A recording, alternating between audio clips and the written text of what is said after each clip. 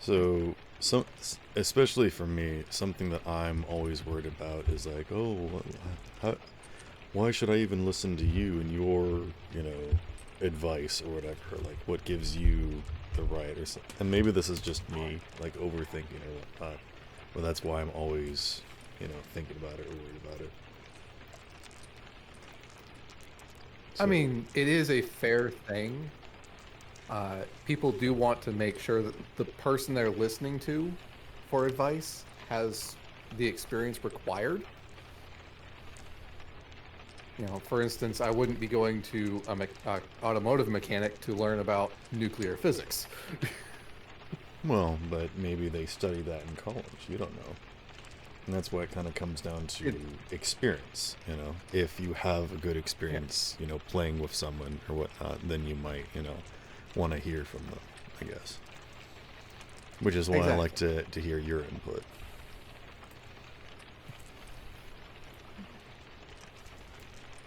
Well, that's.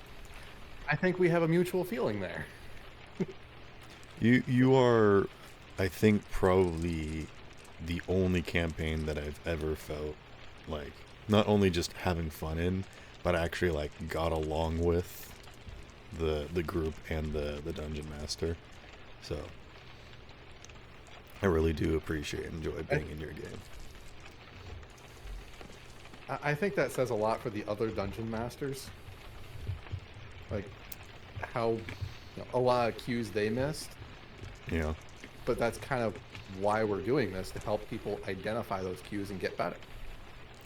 it kind of reminds me of that person that's doing the YouTube shorts where I think her name is Dakota, which is like, man, you don't have to pay like 3 bags of Doritos in order to get your character back. It's like, what are you talking about? You have terrible experience with your past players. Like, oh, I'm sorry, I didn't realize that I didn't have to dump a bowl of spaghetti on myself as tribute. Like, what are you talking about? Oh man, that's actually like uh there's like this whole thing of like, if you're in person gaming, like there's sort of this common expectation that the DM is like, everybody pays for the DM's food if you're ordering out and whatnot. Oh goodness. I've never really felt like that was an obligation that I wanted to impart on my players. The fact that it's an obligation or like assumed rules, those are always bad. Yeah. I mean, So I would like I've think that always it would been like, be yeah, whoever's in I'll pitch charge. in. Yeah. If it's your wedding and you want there to be food, how about you get some food? Or if you don't want us to eat Yeah. food, then don't get food. But don't expect us to Exactly. like bring casseroles or whatnot unless you're doing like a cookout or whatnot. And then it's us sharing our like recipes and like our favorite dishes with people. And I feel like that's more of like what a game is and what a campaign should be, is it's less of like what the game master wants you to do and how they force you to play, and it's more of like an opportunity and experience to get to see what kinds of fun and interesting and different things that people can do, which is why Yeah. sometimes I'm afraid of like implementing house rules or whatever, but I don't know. I understand that one because I've had a few house rules that backfired on me, and Well, my first experiences were D&D were terrible. That's why I I I just wanted to try playing D&D, and that never happened. So I just started running campaigns, and I my all my experiences were terrible. So that just, you know, drove me to be a better dungeon master, to be like an example of like, there is a safe place for you to pretend and be something that you're not, you know? yeah, that's What were your first honestly, experiences or motivations? honestly, I had the opposite, where Oh, I interesting. had a really, I had a really good DM and a group that I felt comfortable in. Obviously, first little bit, you're building that bond, but I felt really comfortable with that group. And it's like, hey, this is a fun game. And I was like, you know what? I want to try running a game myself. And I started developing a story. And then from there, I developed the rest of the world. And I was like, hey guys, if anybody wants, I'm planning to run a campaign as well. If you guys want to be players in multiple campaigns. And a few of them did try it out, and a few of them brought friends, and that's kind of what happened with me. Is like, I built a story, I built the game, and I did it because I enjoyed playing, and I just wanted to try the other side. Well, that's nice to hear. And how many games have you done? I am currently running my 4th or 5th campaign. Oh, okay. Yeah, so I've also only done like a handful. The campaign that I met you, the Curse of Straw, that was my second campaign, and that was in the meantime of me still running my first one. So I was still pretty brand new, like weeks after starting my first campaign.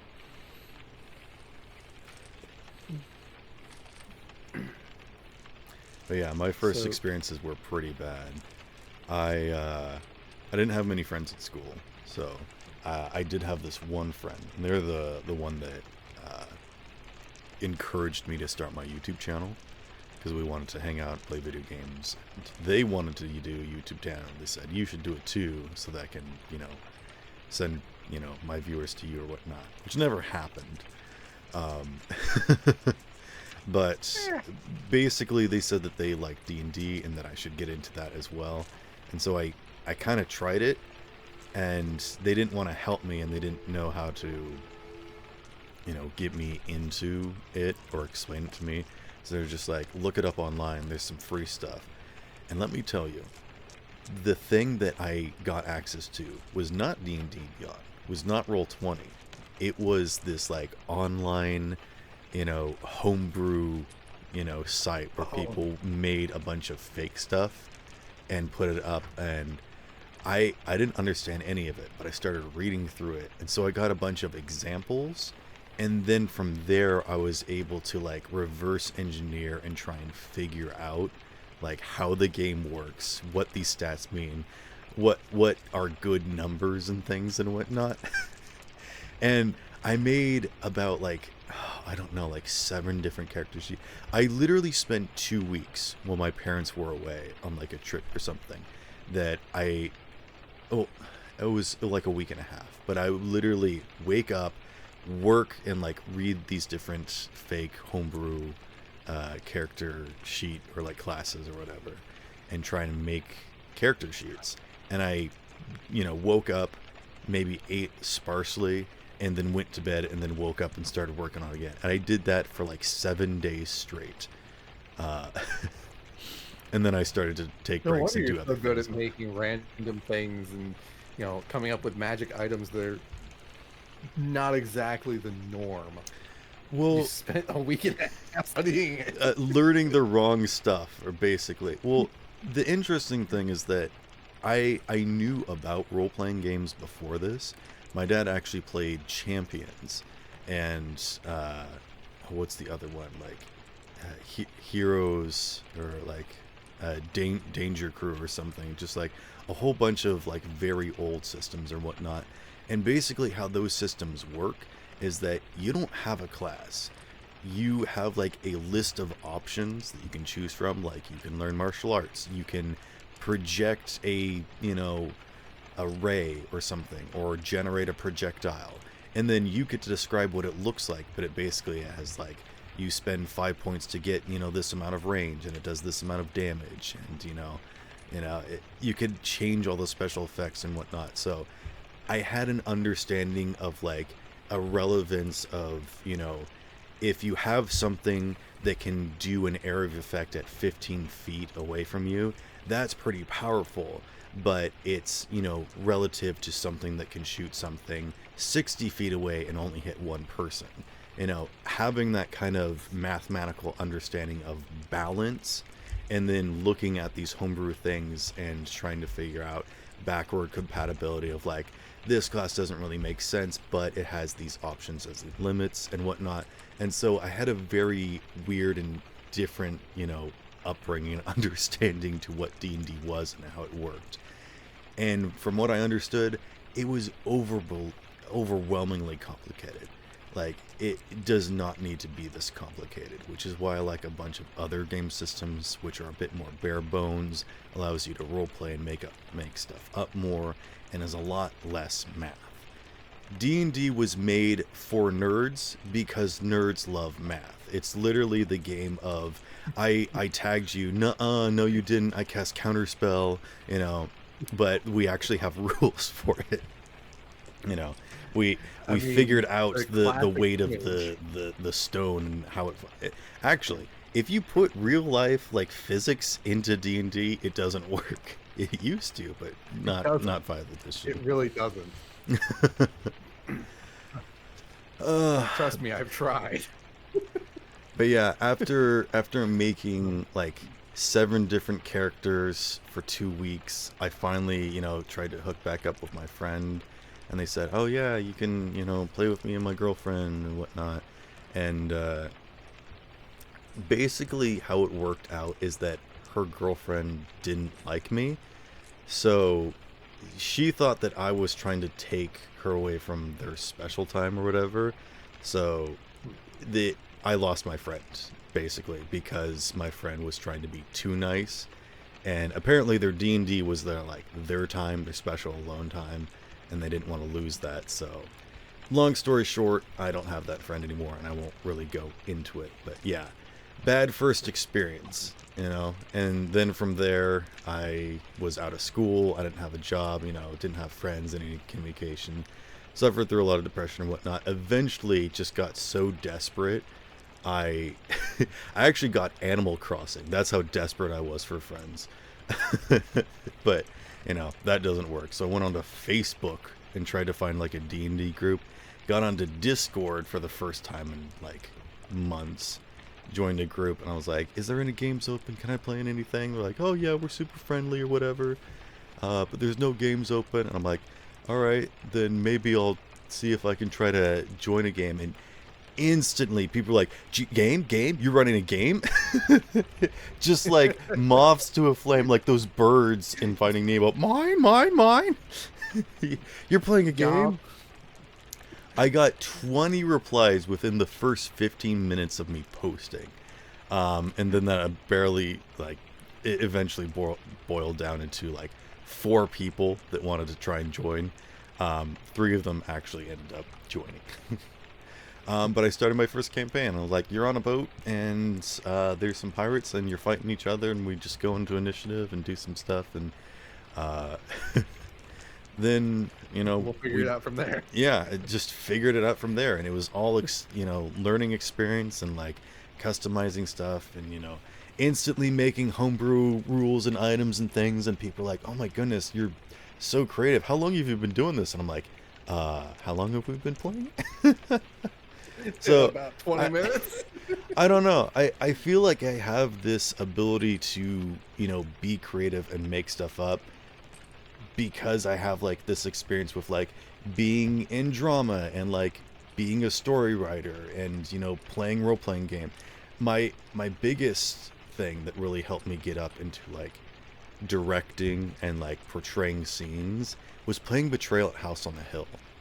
Have you ever played that game? I have not.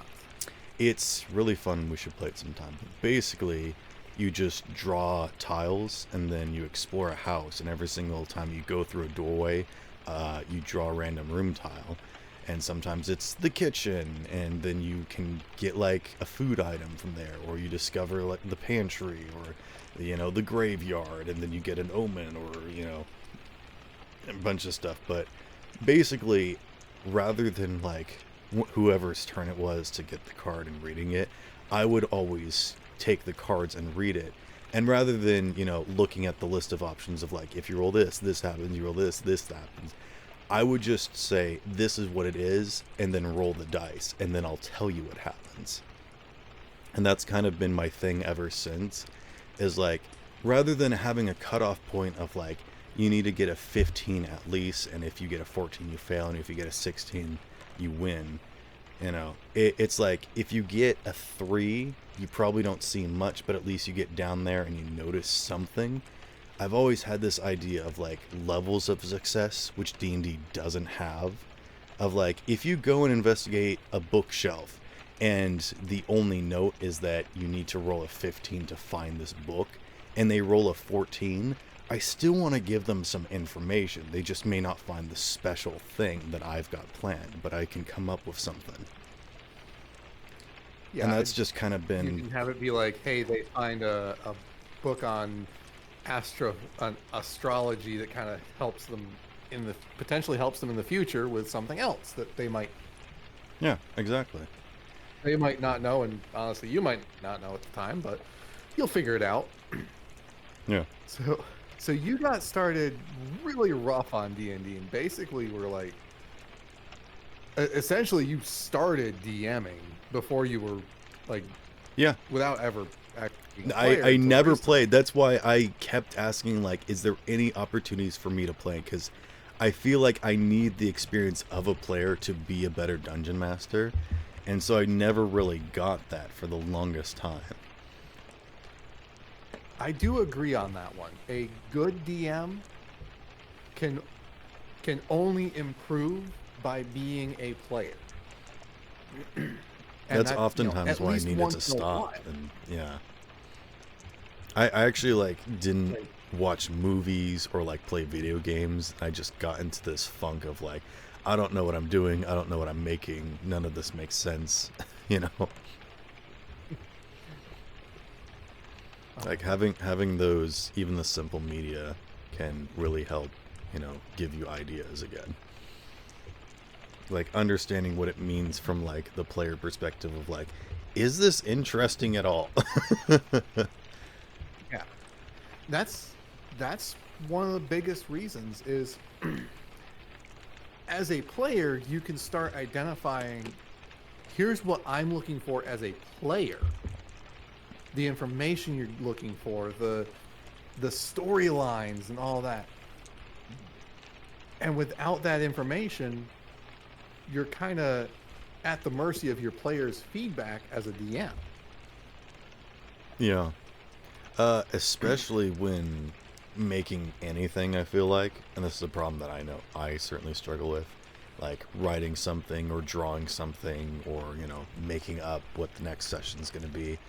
I always feel like I'm not doing enough. I'm underprepared. I'm like, maybe I think this is good, but maybe this isn't good, because I just have no feedback, which is why I feel like D&D is a great way.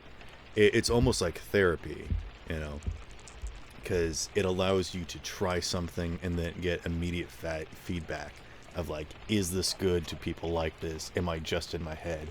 It just kind of gets rid of that aspect. Because if you work on, a portrait for like, an hour or years, it may not improve much depending upon, what you're doing with it. But at least if you, post it on some social media and be like, hey, I'm working on this, what do you guys think? Then you can at least get some feedback of people being like, oh, this is work in progress. I thought this was finished piece. It looks perfect and amazing already. Yeah. Or, maybe you could try this or that. And, because people that like something want to help. Like adding a little bit of dirt here, and that'll make it look even better. Right. Because people that like something and are, adamant or passionate about it will be like giving constructive criticism. Meanwhile, people that just want to be haters, well, you don't need to care about their opinion. Exactly. So my start in D&D, like in general, was actually because of a Christmas special event. What? So I started playing Magic the Gathering, and there was a similar game called Weiss Schwartz. And my wife got me to get into that a little bit. And she's like, hey, there's an event. It's a Christmas event. So we go to this Christmas event, and we're there to play this card game. And there's a group of guys getting ready for and ultimately playing a game of session of Dungeons and Dragons. It was a Christmas special session, of course. And early on, I hear, like, before they begin, it's one of the players and the DM were talking, and then the player heard something mint sock. Oh. And got completely confused, and it ended up being a raucous laughter. The DM worked it into the game. Oh yeah. And it just became it became a running thing in that campaign. I ended up joining that group the next week, and the DM's like, yes, you can join, we got the space. How comfortable are you with building a character? Have you ever played before? I have not. Do you have dice? No. You're going to need those. We were in a comic book store. They had dice available for sale. I bought a set. The DM helped me build everything, taught me the fundamentals. You know, it's like basically walked me through everything I needed to know for that session, and how to get the rule books and all that for future knowledge. And the something mint sock became a thing throughout that campaign, and because it's a part of my history, and just it's the reason why I actually started playing D&D. I always put something about a mint sock in every single campaign. Like how in every campaign I make, there's always a bear that suplexes somebody. Exactly. It's your signature.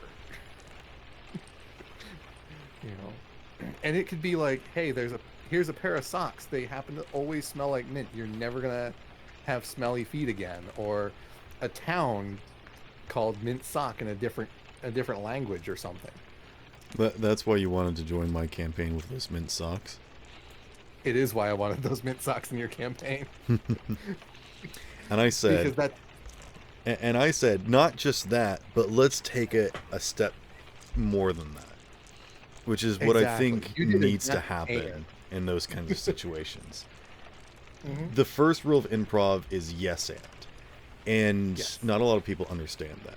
But to break it down, basically what the point is rather than being stuck in your mindset of this is what I want to do, this is what needs to happen, it's playing off of each other to make something even more fun or interesting or inclusive.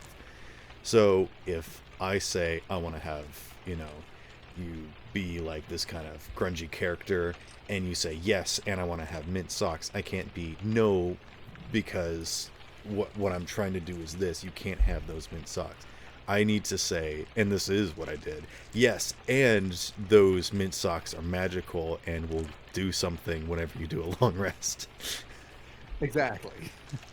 Because who doesn't want a pair of magical socks that gives you a little extra lucky thing or something? Like a little bit of beef jerky in your pocket, or maybe your feet smell like Tostinos for, a couple minutes. It's just the random stuff like that needs to happen, because we need to break out of our own heads a little bit, but also to not be so serious. Not that everything needs to be a joke, but having humor in everything always makes things better. Oh yeah. I honestly, I cannot run a serious campaign. Was Curse of Strahd not a serious campaign? It was a serious campaign, but I cannot run. So I couldn't run Curse of Strahd as a DM. The problem with Curse of Strahd, just the standalone module, is that the characters are very two-dimensional.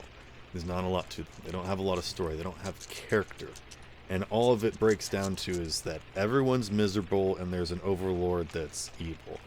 And when you look at that at face value, it's so boring and annoying. And that's how my campaign was when I first started, of like, there's a mystery, you guys just need to figure it out. And eventually I got to the point where these people need to have a story, and that story needs to be dependent upon the players and what they do.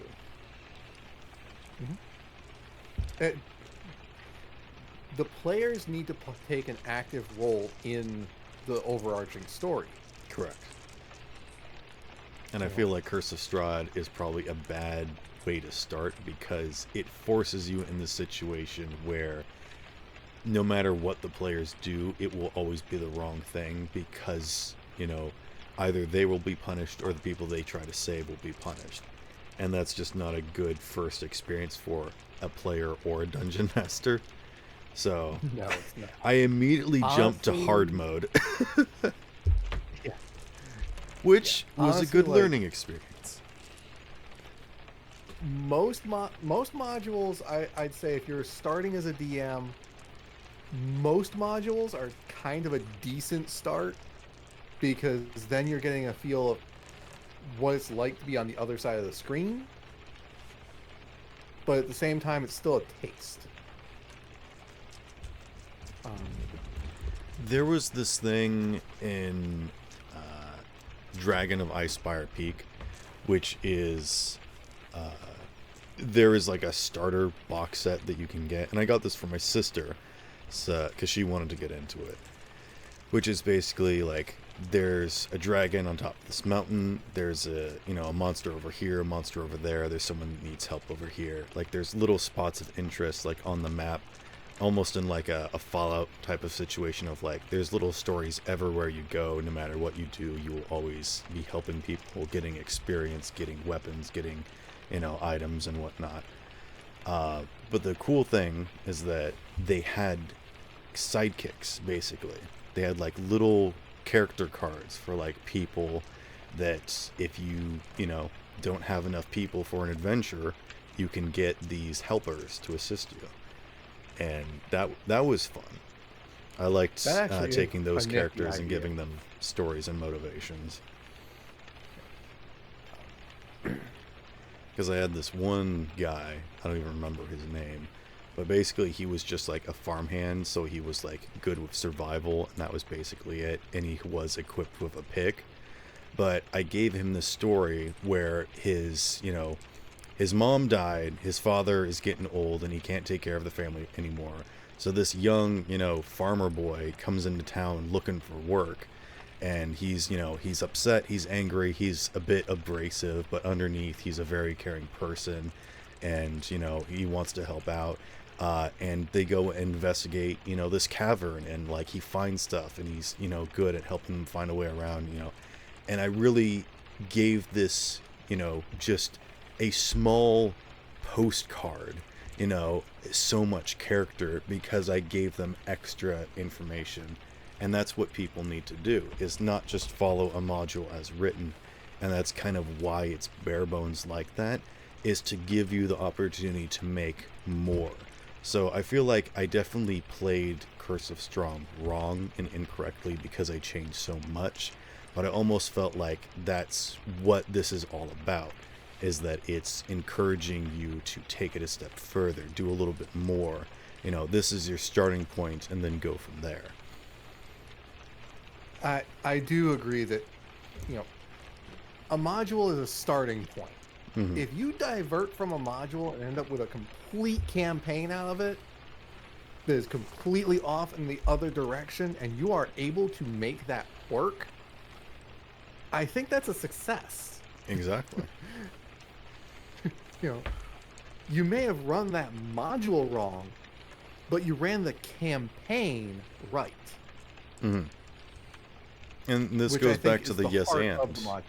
where it's less about like doing what you're told and allowing the randomness of the dice, or these random people that you're hanging out with, and the interesting things that you can come up with together.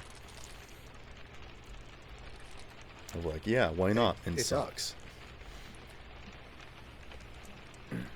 I've just had so much experience So with dungeon masters being like, no, that's not in the rule book. I can't give you that. It might be broken. Socks that yeah, stay like magically clean and smell like mint. Nuh-uh, broken. Can't give you that. yeah, yeah. My rule of thumb with random magical items is the effect gonna be something that actually changes anything beyond the role play? That's a much better perspective than me. My Because if it perspective just affects is role play, yeah. Go ahead. if it affects role play, like, oh, this is a flaming sword, but it does nothing outside of it just looks flaming, or it's socks that are just like they're ever clean, they never stink, and they just always smell like mint. It, Those are those are nothing. I'll give those out no problem. they're character. They're just little extra things that help like flesh out something or give you a starting point. And this is what I've noticed with like people that are not comfortable with roleplay or whatnot. If you can give them an item or a familiar or something that they can like connect to and bounce off of, they can really get out of their shell. They can start doing stuff. They start understanding what their character is. They start role playing. They start making a backstory. You know, sometimes you just need a little something to make them more real, to get the ball rolling. Yeah, you know, it could be it could be something super small, like a tattered up doll that the player can use as sort of like a guideline to change how they're playing and how they're role playing, to go, okay, now this character is developing from just some willy-nilly, you know, happy-go-lucky guy to, he now has a purpose, and he's got a reason to go after this guy rather than just he wants to go home. Um, and that's, you know, that's something that's very important in a campaign. One shots, you don't really get to flesh out characters, Yeah. so like I definitely prefer campaigns for that reason, because I like to see how the players' characters develop and build over time. But I always have a one shot ready. Ever since I Because first started, I've always, and this is true now still, is that I think it's so difficult to get to know new people, figure out what their character is, how to motivate them, understand them as a player, and get them to go along with what you have planned, or to make up something that they enjoy in like 5 sessions. And the idea of trying to do that in one and make like a compelling and interesting story start to finish in one go is like astronomically impossible. I cannot believe something like that. Like how do people do one shots? It's like, oh yeah, I do a bunch of one shots that are like connected and we use the same character. That's a campaign. Bro. kind of. Um, so for But me, in a a one way, shot okay, go ahead. for me a one shot is either like, it's either you're telling a story that's separate to but connected to the campaign. So it could be like, hey, this other group is going over here. It's, you're telling a story that is completely separate from everything and doesn't really need to be much of a story.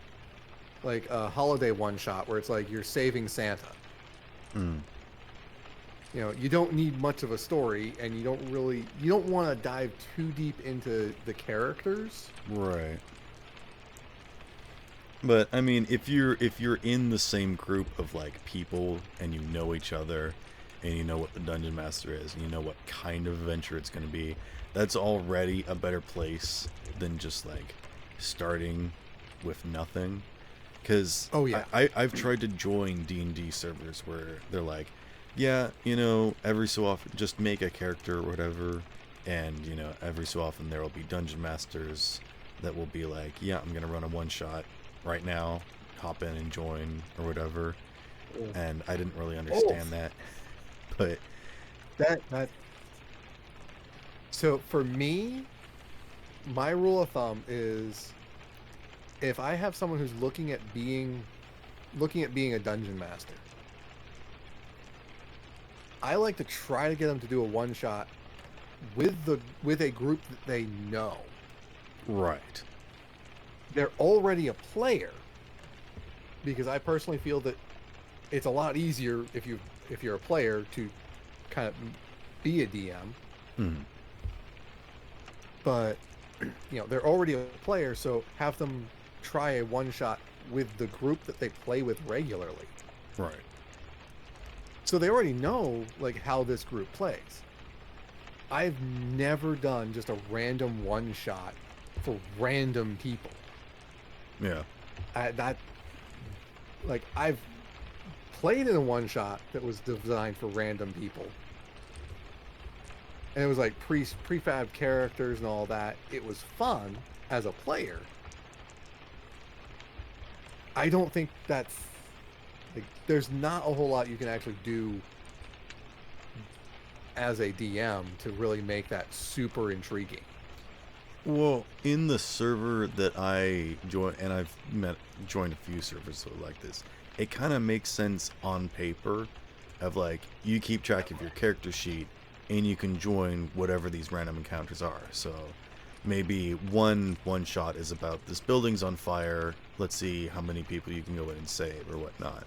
And there's this other, one shot that it's like, there's some goblins in a cave, and, it's like, these are like, postings on a board, and you react to their listing, and, you meet a party, and you guys go out and do something together, and then you mark experience, and you maybe get some items, and you add that to your character or whatever, and you can just kind of keep going, and you interact with whatever, and it makes sense on paper, but randomly joining, a group that might already be ongoing, like the session might already be going, and then you just kind of show up, and then you have to like get introduced to the people that you're working with, and the dungeon master could also be completely different, so the way that they run the game is also different with their house rules or whatever.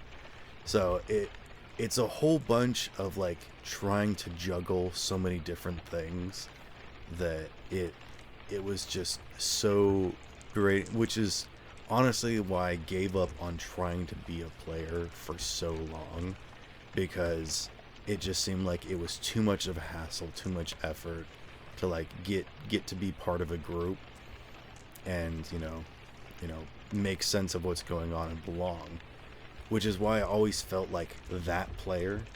And I won't really go too much into this, but I hate the idea of that player, of just like, oh, there's a problem person and they're unfixable and we just have to ignore those people.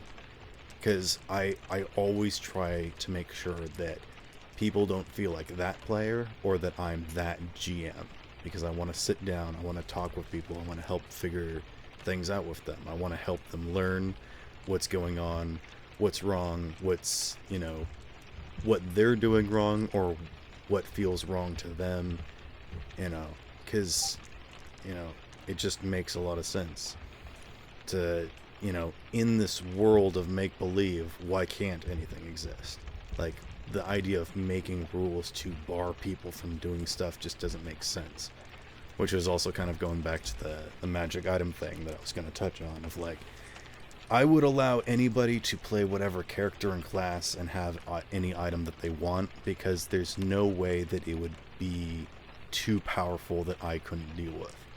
And this is a problem that I see a lot of dungeon masters struggle with, especially the older ones, where they maybe not necessarily struggle with power, but they're like, this is the stuff that I know, so I don't want to allow you to do anything. And this is a problem I see with contractors as well. But, the idea of like... It's an issue with everyone. That after you get past age 30, your ability to adapt to change does reduce. Well, I'm getting close. I'm over that point, but D&D's actually helped me stay on the edge because as a DM, adapting to change is critical. Oh yeah. And why can't you? Why can't you change? Why can't you adapt? We're playing make believe. All this stuff is made up anyways. Why can't we, add, you know, a little something extra? Exactly. Why can't there be a hippopotamus carrying a blunderbuss? Well, he's not native to these regions. That's why he's, studying abroad. Excuse you. Yeah. Yeah, hippopotami don't typically wear tailcoats and carry shotguns. So It he's belonged not. to his great uncle who fought in the war. How dare you? Yeah, it's like you know, this is a And again, this is fantasy just me world, coming up with and stuff on the spot. yeah, I just see so many things of people being like, oh, I hate it when my players are asking me too many questions, or like, oh, what's the name of this person, or like, how old is this person? And I'm just like, I'll just make something up. It doesn't matter, so it doesn't matter if I do something wrong or right, because everyone's going to forget after this session, for sure. And if anyone tries to ask what was the information again, I'll just make something else up again. And it's canon. yeah. I've been honest with my players and gone, yeah, I honestly don't remember what I named this guy before, so his name is now this, Yeah, and they've exactly. always been fine with that. Sometimes you just kind of have to. You'll be like, oh man, I forget I love this guy's name, but I don't remember it.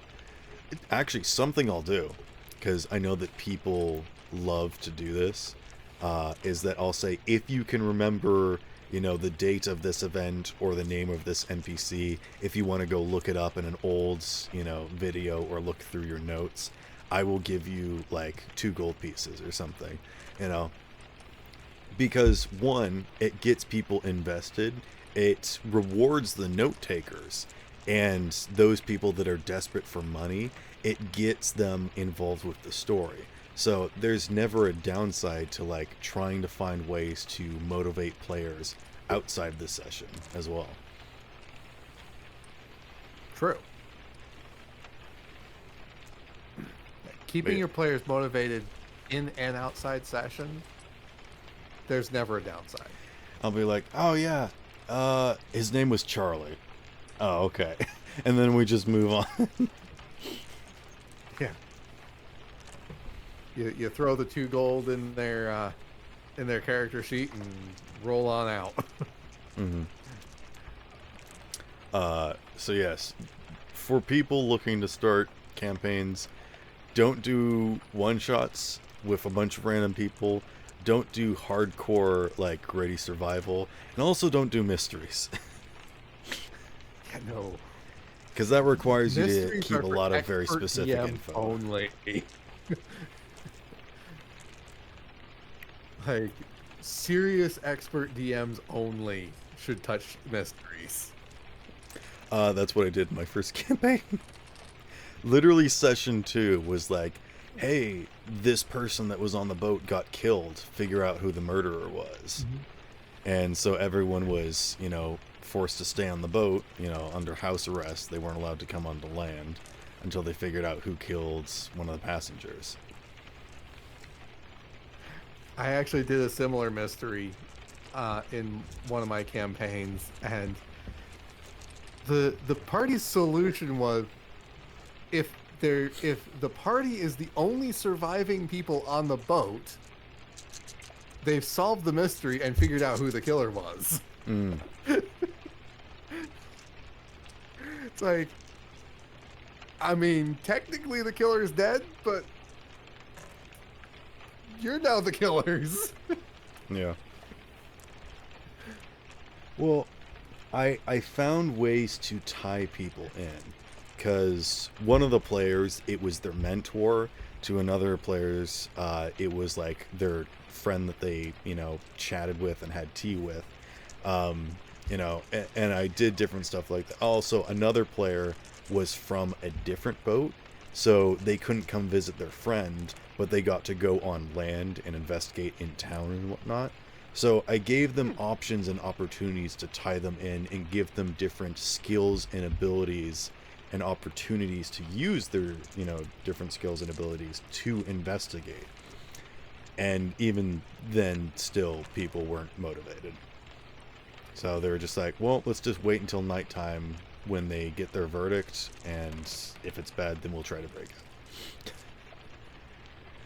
So, Yeah, sometimes you can do so much, and you can only do so much, but you can never force characters to do something that they're not going to do, exactly. And maybe And this is NPCs and maybe this is players, but sometimes motivations just don't work or don't make sense. And if you force it, then it's noticeable and then it's no fun. So sometimes you just gotta let whatever it is be. and sometimes you have to let the players' randomness become the campaign. Right.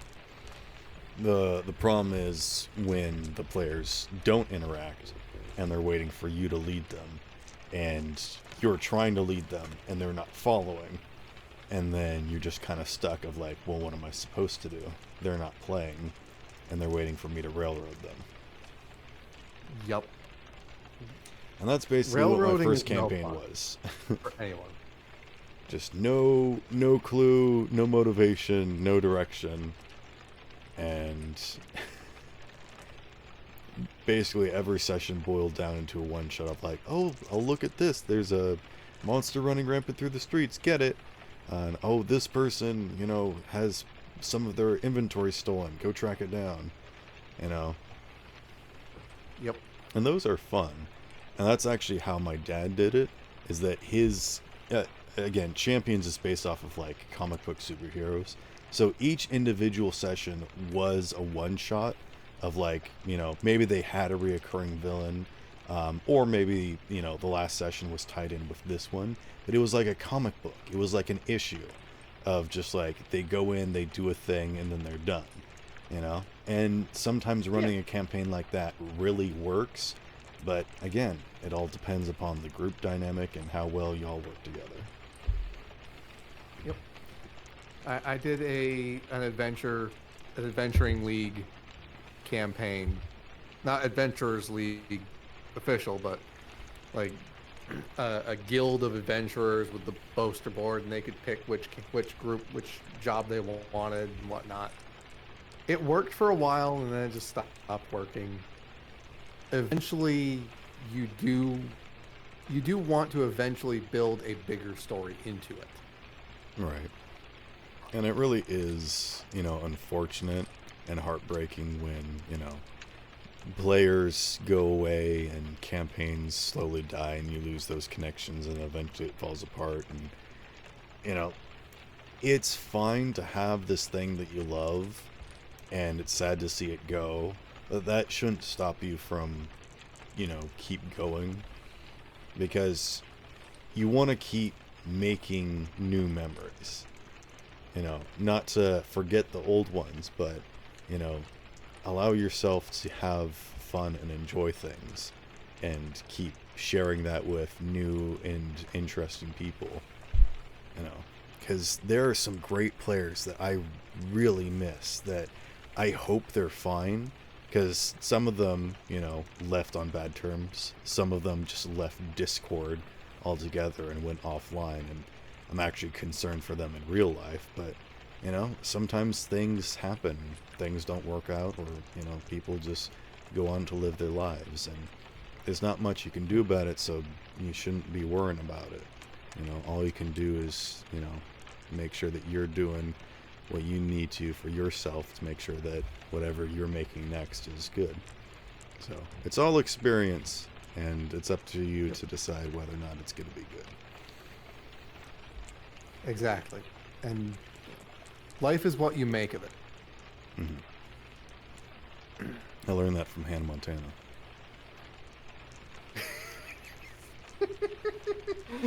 Gotta get the best of both worlds, man. Mm-hmm.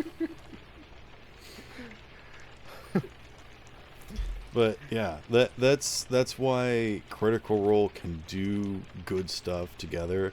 It's because they've been friends for a long time. They've done multiple campaigns together. They know how to play off of each other or bounce back and forth. Sometimes they'll try new things and it's different or interesting, and maybe they don't play the character that you want them to in this new campaign or whatever, but you shouldn't hate on them for that. You should instead take that creation and that motivation to make something new and interesting or better, in your opinion. It's so easy to hate on Exactly. things. You should instead, take that drive and turn it into a creative bent. That's what I did, at least. I said, look at all these, bad dungeon masters and bullies, whatnot, and I don't want anyone else to have to suffer like this. So I'm gonna be better. And you found a problem and you started seeking to solve it. And in a way, I always felt good about whatever I did. Even if it wasn't the best, I knew it was better than what other people had given me.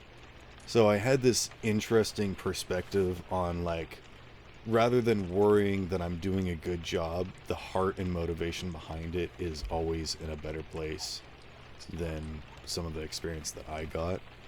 So I never really felt like I was struggling or not doing it. I mean, I definitely did, but I never had this situation of worry of, like, you know, I, I, I always felt like I was at least trying to do a good job. And, if people disagreed or didn't, enjoy that, I'm like, that's their, you know, experience and their perspective and their opinion. But, you know, I know now that some of my stuff was definitely not that good, but I also knew that in the moment as well. I can't think of a single thing where I was like, you know what, I was wrong in that moment, and I shouldn't have done that. I've never had something like Usually it takes a bit for you to realize, like, hey, I should have done it this way. That's just human nature. It takes us a while to analyze situations. that. I remember there was this one argument, and this was early in Curse of Strahd, probably about like maybe 20 sessions before you even joined, where there was this one character that was a min-maxer rules lawyer, where they made this really cool character actually using a race from Van Richten's Guide to Ravenloft, where they were a hexblood, and I think they were a sorcerer. No, they were a special kind of wizard. But anyway, basically they could cast really high spell levels, early level, and they could change the damage type and they could add extra damage die, and they basically took this, this fight that I gave them that was like, this is too strong for you, you guys need to be run, and they decimated the entire combat just by themselves. And I'm like, okay, you've beaten them. And they're like, okay, well, do I get anything from them or any loot or whatnot? I'm like, no, you just defeated them. And there was some other kinds of issues too. I think at one point there was an actual argument about the rules, but basically they had this bent of like, I'm here to win the game, to be the best, to do the best, and I don't feel like I'm getting rewarded with my extra work of doing math and whatnot. Like, their character sheet was homework and they were showing up to class. I'm like, why am I not getting an A+?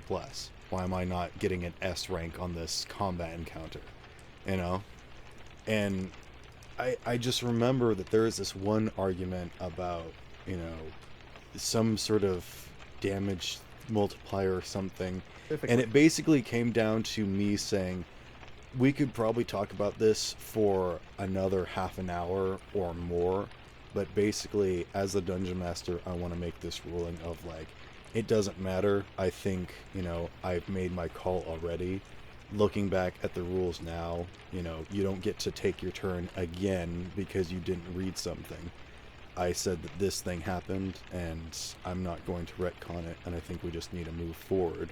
Which was basically, they had won the encounter, and they wanted to go back to something that had happened half an hour ago and been like, oh, actually, I could have done this instead, or something. I don't know. But I felt like we needed to get back to just focusing on the game, and they didn't want to.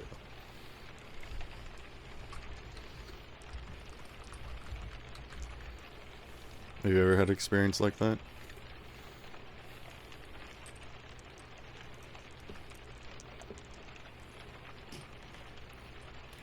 Oh, did we lose internet connection? I can hear you now. Oh, okay, I can hear you now.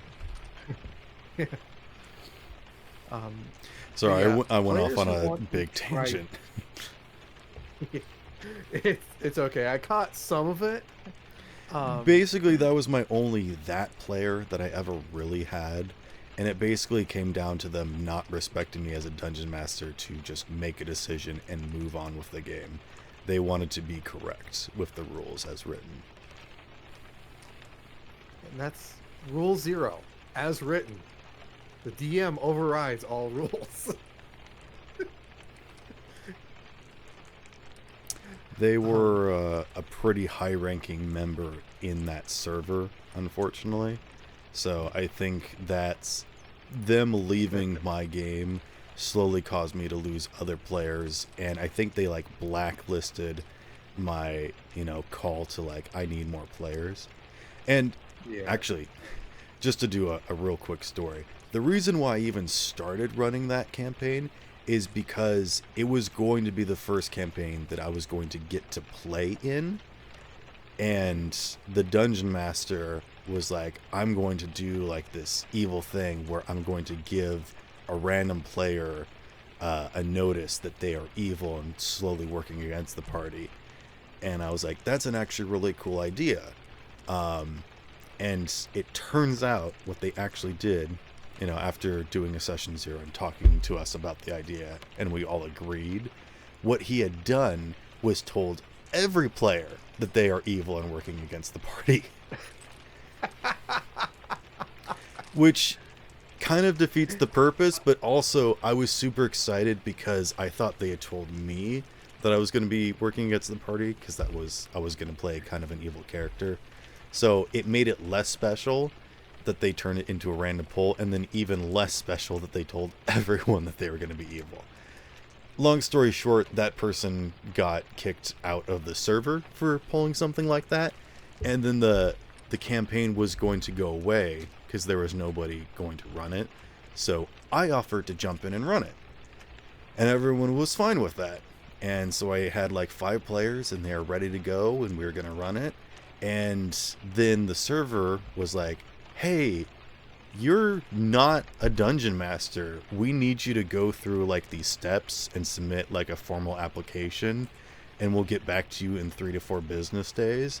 And then we'll do like a sit down process, and you can tell us your experience with being a dungeon master and why you think you'd be a good fit for this position. And I'm like, okay.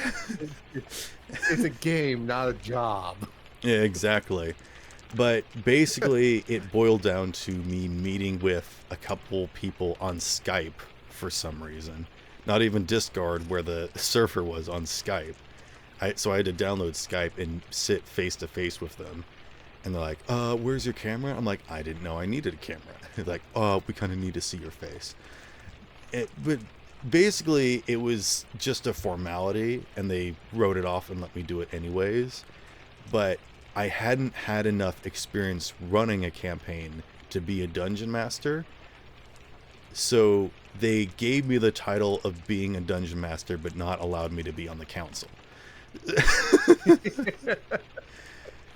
Anyways, long story short, that server was terrible. Those people were mean, and I eventually got kicked out of that server, and I messaged all those people individually and said, hey, would you guys still be willing to do the campaign? We can do it in like a group chat, or I can start another server or something.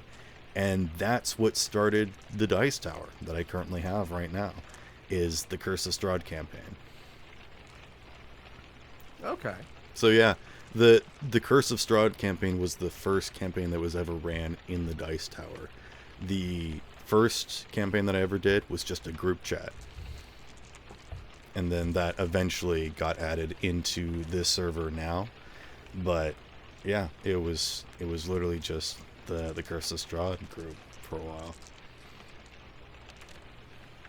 But yeah, that's kind of been my experience with, you know, terrible people being in charge and having power. And they were really mean too.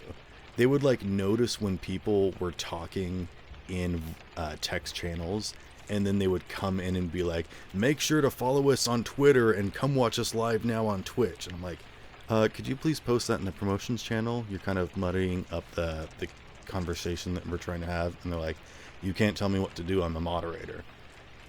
And so I went to try and talk to the other moderators and like the person that was in charge of the server, and like, well, you're kind of becoming a problem. And I'm like, excuse me? I'm not even doing anything. I think we're going to have to take away your role of being a game master. I'm like, for what reason? They're like, basically we don't like you. This is what it boiled down to. Yeah, that's so yeah, that's a problem. We're right there. That is why I've also said that my server is not my server. It is our server, and I just happen to be the only person running games in it right now. But actually, I do have a couple players that are, or not players anymore, dungeon masters that are looking to start games. And they are with people that they know, and they've had experience with games, and I don't want to say what a good game should be like, because they've been in my games, but they've got some experience, and they like what I do, and they want to do something like that. So I feel very proud to have basically fathered these dungeon masters. And I feel like such a tool, like talking myself up like this, but... Oh no, you shouldn't, because realistically, like even though I kind of got started about the same time you did, a lot of the stuff that you did with Curse of Strahd really helped me grow as a DM. As I was watching how you did it. You got to see all my stumbles and failings, to see what worked and what didn't. Exactly. And I got to see the successes. And almost spat water. I thought you'd be like, no, like you did. But you're like, oh yeah, I did see you fail and succeed. I got to see how you failed, but I also got to see how you succeeded. And we learned from both. So, out of curiosity, what do you think is some of my best fails and successes that you've learned from?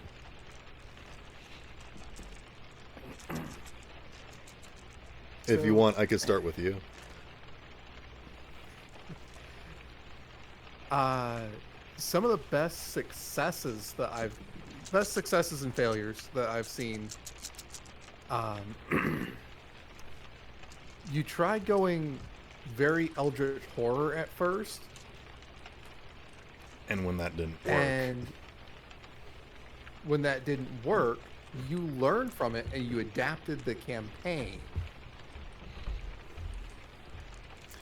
Part of that was because the first group wanted dark and gritty, and then when those people went away and new people joined, I had to change what kind of game they wanted.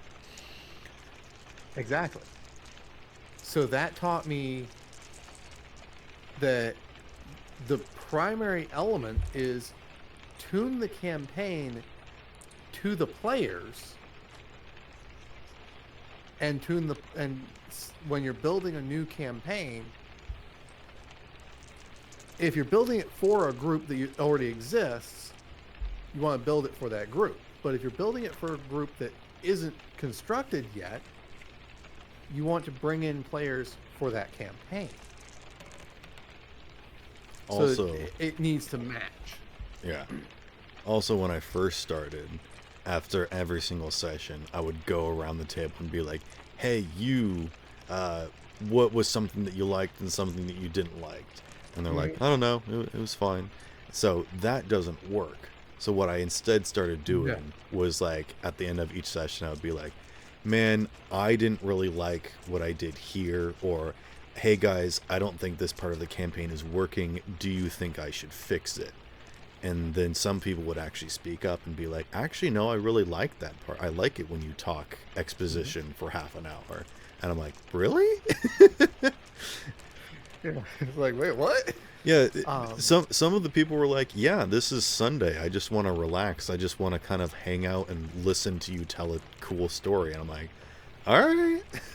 So, I partly, I guess I have that voice, but I always felt like I was doing too much with that. So, it it really helped to get you do have feedback, that but good voice sometimes for you it. can't just hope for feedback. You have to earn that feedback. Yeah. Um, and Which is even also to this day, why I still I ask spoke to every now and you. then, like, hey, I like went out of my way to give you feedback because I know that it's appreciated. yeah, and like I still ask for it every now and then because there are sessions where it's like, yeah, I know the session isn't gonna be like super great, but it ties into future elements. But then there's other sessions where it's like, I don't know how I did, so I'll still ask. Right. And Even though at this point I've kind of got a feel of the group, I'm still gonna ask every now and sure. And this is something that I definitely think that you're a lot better at than I am, is that sometimes there's something going on or like a larger picture that like nobody else is seeing, and I'm like, you don't understand why that person went through that door and left you guys alone, you know, ho ho ho ho. And then people just like don't care, don't pay attention. It's not important because session to session, unless they are actively connected, we don't see it and we forget about it. And I feel like you're better at that because, you know, some of the stuff is a bit more basic or vague, or you will actively be like, this person is doing that person. And then everyone's like, oh, you know, like it's a lot then. more, Yeah. you know, approachable and understandable. And so I'm seeing that a lot better now as a player, being like, my clever ruse was not that clever because nobody saw. You know, I made that's things actually too something that I complicated. learned from you Hmm. is not every element of the background story needs to be visible to the party, Hmm. but the critical elements need to be. I So I remember getting learned, angry at players being like, you just hate this character because you don't know their backstory. And it's like, yeah, it's they like, no, don't know their backstory. they, How could they? yeah, because you haven't told them, or, Hmm. you know, when you told them, they were You'll looking at see. something You'll else, or see in looking 20 into something. sessions. You'll understand then. Yeah, Nobody wants to be around that long. no, no, nobody wants to hold on to a small nugget of information in hope it's going to be Exactly. viable 20 sessions later. First impressions are important, and if a party doesn't Hmm. like an NPC when they first meet them, chances are they're not going to like them if they keep showing back up. Exactly. I struggle And with making characters for a long time. I still do. I think it's something that everyone struggles with. Like you got your basic ones, like, you know, Arnold the bartender and stuff, but the characters that actually have meaning in a campaign, those are hard to develop. Yeah, Um, but that's why sometimes but having like a just a generic idea of a character of like, you know, his name's Arnold the bartender. Okay, interesting. And when you reach for the jar of confectionaries, he says, "Put that cookie down." Exactly. And that's all that character is, you know. They're just a silly Yeah. voice, and they do one thing. But Yep. you know, it's nice to have that, because when there's so much stuff that's made up, you know, it's just easier to just kind of keep moving rather than taking note. Because I don't know if you've ever been in school or like listened to a lecture, but it is hard to keep up with those people, even more so when you're trying to write everything down that they're saying, especially when they speak so fast. It's like you Oh yeah. look down for 2 seconds to write down 3 words, and then you look back up and they've already moved on to the next chapter. Yeah. You look up and they're like 3 slides later. It's like, ah!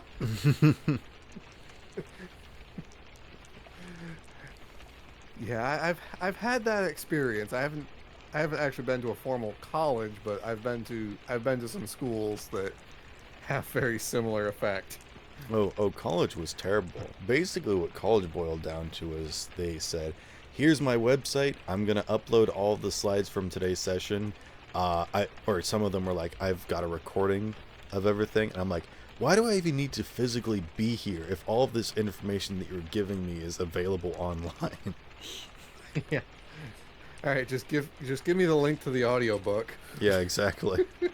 Let me watch the video at home when I'm eating my struggle pops. Yeah. Do you know what struggle pops are? Struggle pops. Have you had corn pops, the cereal?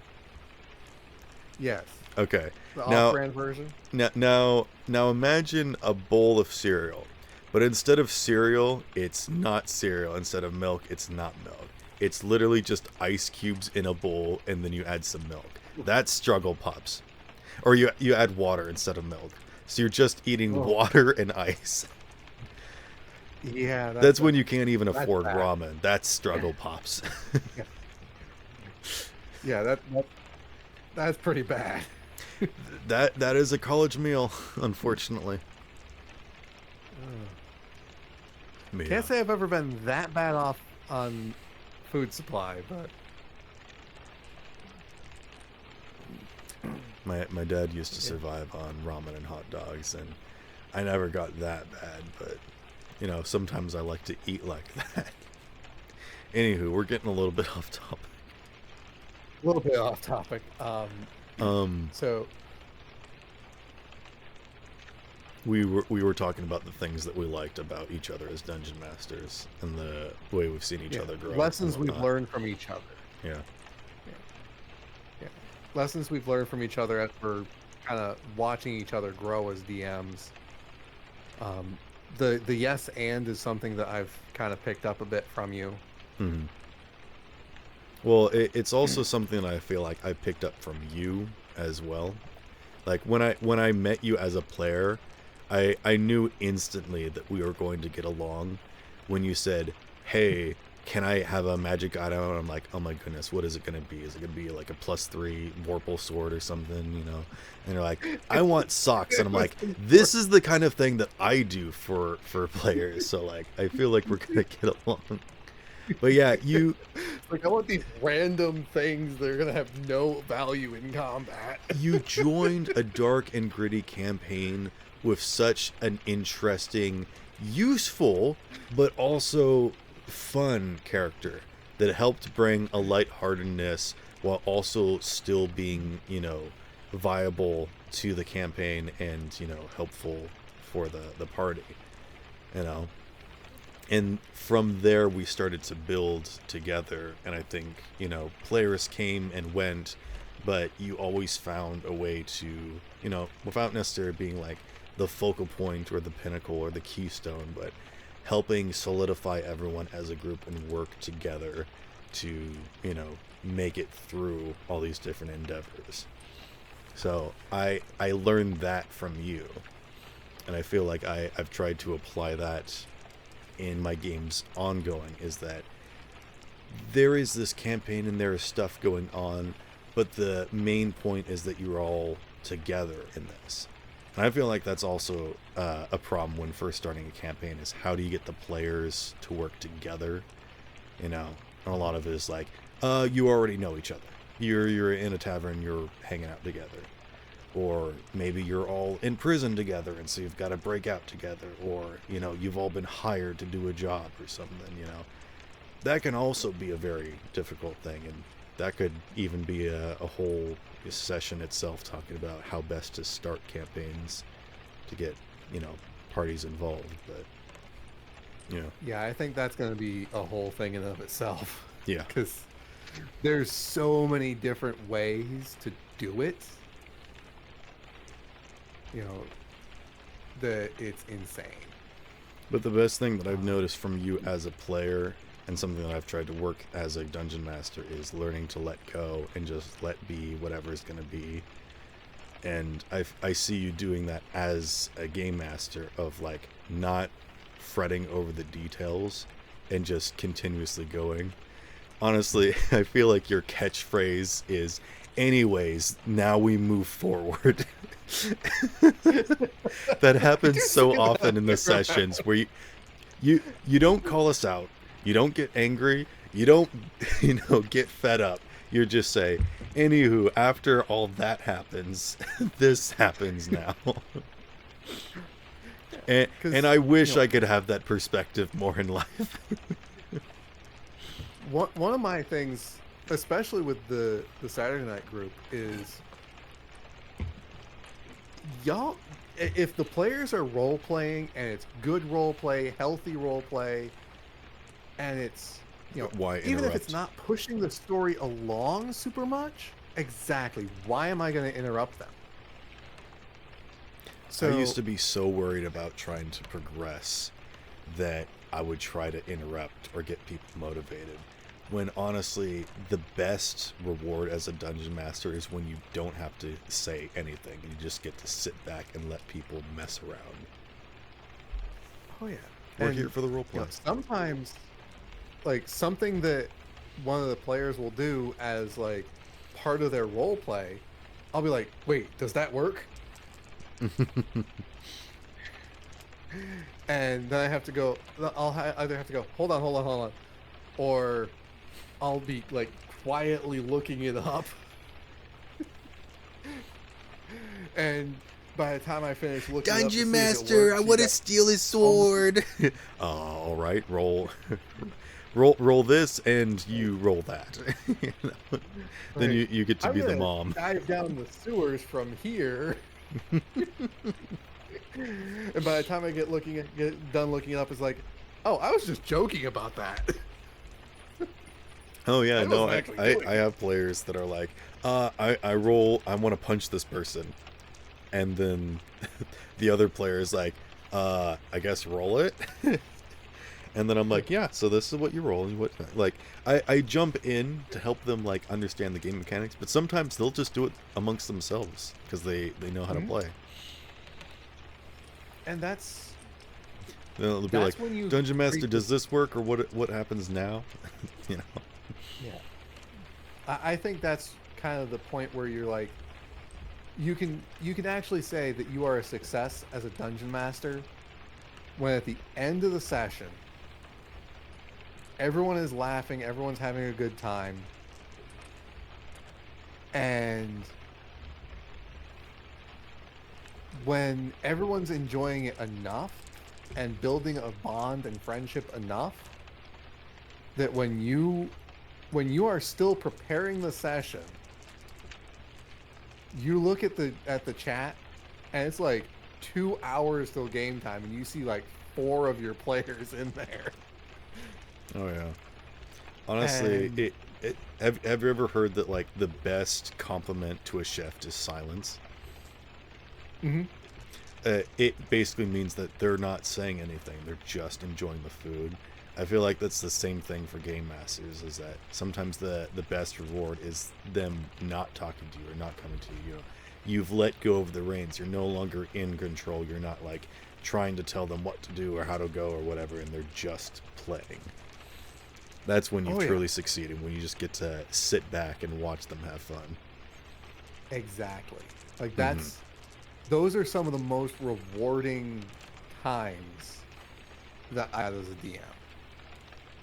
Is when I'm literally able to get up, pour a drink, sit down, crack open a new snack, and you guys are still going. Hmm. Oh yeah, I used to slip out during sessions all the time because I'm like, oh good, they're talking, I can finally go pee. Now I'll actually just say it in the middle of the session. I'll be like, before we transition to this very important thing, or hey, while you guys are talking, I'll, or and actually I'll be like, this is a very critical moment, but I'm gonna go use the bathroom, and you can use this time to discuss amongst yourselves. And when I get Mhm. back in 2 minutes, you guys better be ready.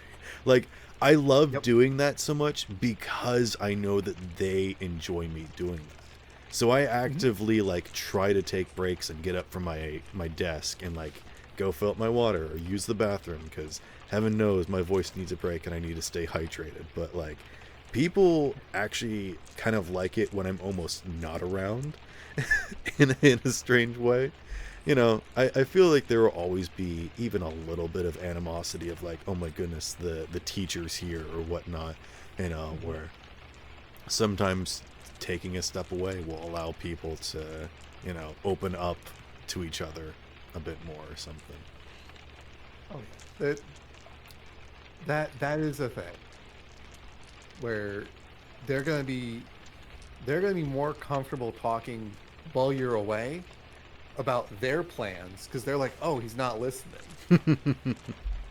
And sometimes I'll come back and sit down and I won't say anything. And I'll just And you're listen to them. quietly listening in, like, oh, okay, they're And planning and they're this. like, "Oh, well, for this I think we'll need the dungeon master to get back. Oh, we'll just wait a little bit longer." And I'm like, "I'm right here." I'm like, "Oh, shoot."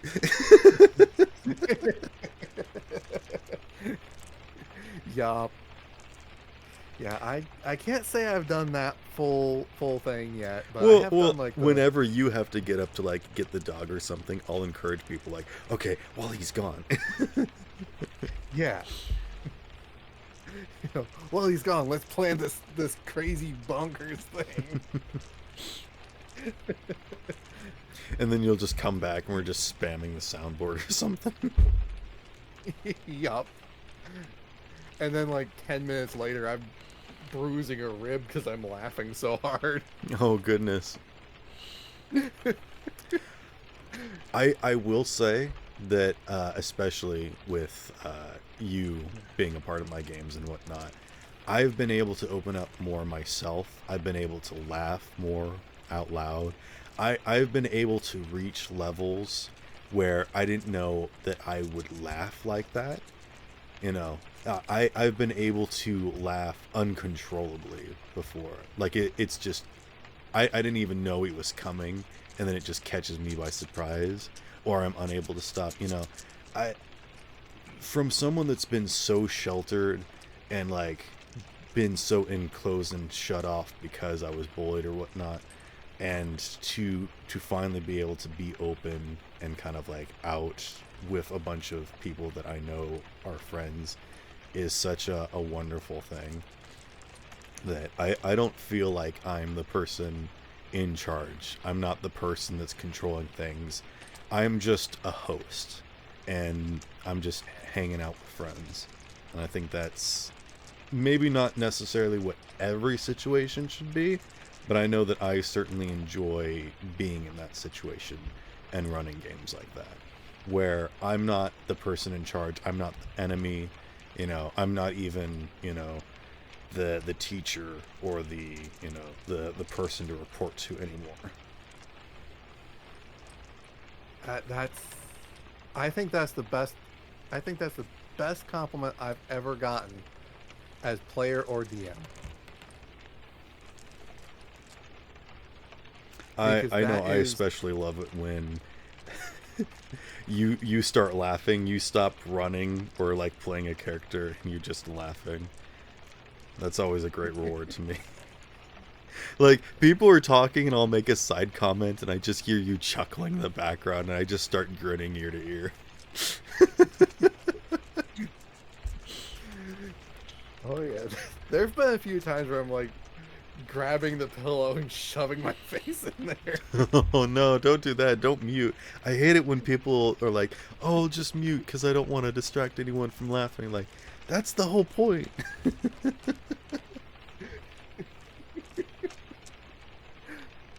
Honestly, Anywho. that's like more of like me just being me in that case. So, All right, fair enough. but we have been at this for a while. So, Yeah, we could probably keep going on this for this another tangent for a while, but oh yeah. we'll call it off here, and then maybe we'll come back next week with like our best stories of like our favorite times or like the most funniest encounters or something that we've had. I got a few funny ones. I'll have to think of a few because I'm not good at remembering stuff, but that's why I started recording stuff because my memory is not too good.